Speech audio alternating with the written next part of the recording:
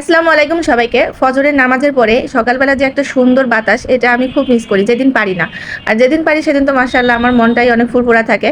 তো মাদ্রাসায় ছেলেকে নিয়ে যাব, তখন হয়তোবা অনেক বেশি রোদ উঠবে। তাই সকাল, সকাল এই ছাদের কাজগুলো আমি সেরে ফেললাম। আবার এরপরে নাস্তা বানিয়ে ছেলেকে নিয়ে মাদ্রাসায় চলে যাব।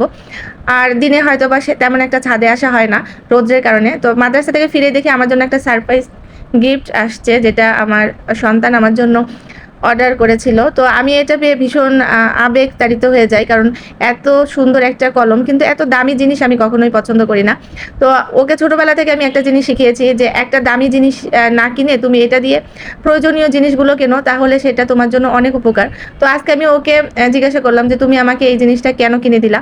তো সে বলল যে তুমি আমার জন্য অনেক স্পেশাল, তাই তোমার জন্য আমি এই জিনিসটা অর্ডার করেছি।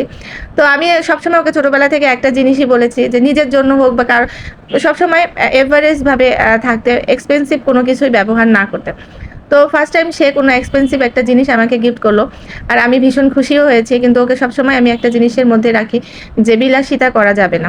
আর এটা আমি পুরোপুরি পেরে উঠতে পারি না আমার হাসব্যান্ডের কারণে। সে অনেকটা এই ব্যাপারে খুব করে। তো আমি হচ্ছে ছোটবেলা থেকে অনেক বেশি বাবা-মা থেকে পেয়েছি আর নানু বাসা থেকে পেয়েছি। ছোটবেলা থেকে অনেক দামি, দামি জিনিস ব্যবহার করেছি। সেটা পরবর্তীতে আমার জন্য ভালো হয়নি। তো একটা বদনজর ব্যাপার থাকে। তো ছোটবেলা থেকে আমার সাথে যা হয়েছে সেটা আমার সন্তানের সাথে যেন না হয়। তো সেভাবে আমি ওকে গড়ে তোলার চেষ্টা করেছি। কিন্তু আজকে ও ফার্স্ট টাইম কোনো দামি জিনিস নিজে পারচেজ করে। আল্লাহ তাআলা সকলের সন্তানকে ভালো রাখুক, সুস্থ রাখুক, সুবুদ্ধি দান করুক।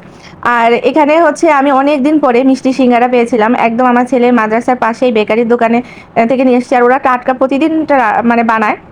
তো দেখে আজকে আমার ভীষণ ভালো লাগছিল। তাই নিয়ে